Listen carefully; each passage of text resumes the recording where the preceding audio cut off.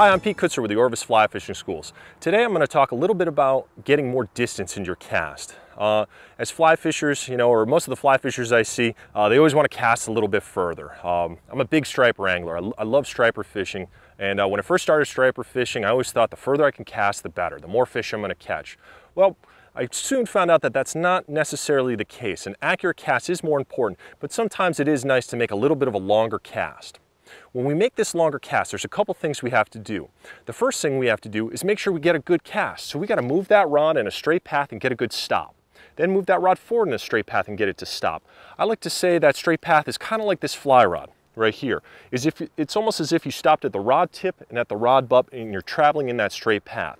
The tricky thing is there's a second straight path. We have to make sure that we're going straight back and straight forward. And as we make a longer cast, this straight path might get a little bit longer. We have to make a longer casting stroke. So when we're casting, we might have to bring that rod further back and further forward. We might come way back here and way out here.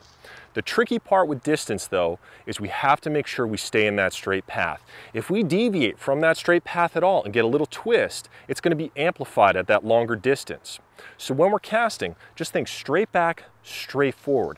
As we make that longer cast, we might start making a longer casting stroke. We might come way back here, way out here. Me being so tall, having long arms, I kind of favor a longer casting stroke.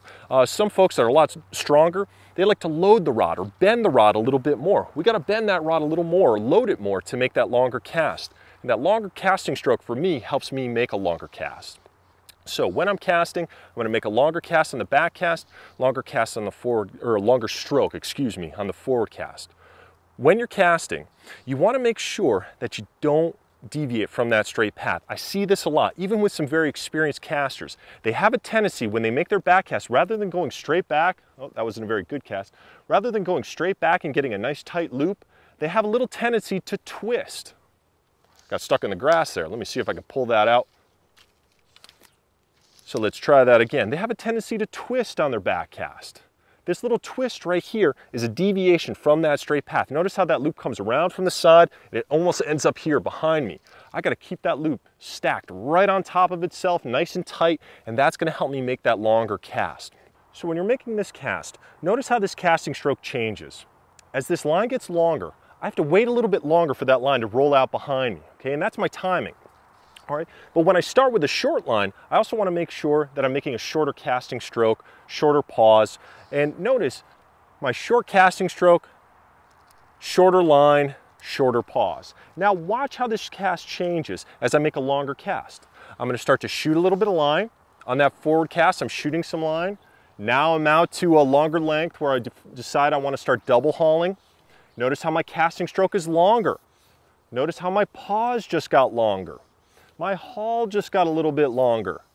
Now I'm going to make that final cast and shoot that line out. I'm trying to do that in one smooth shot. Okay, I'm trying to make that cast nice and easy. If you try to really force that cast or haul as hard as you can potentially get a tailing loop.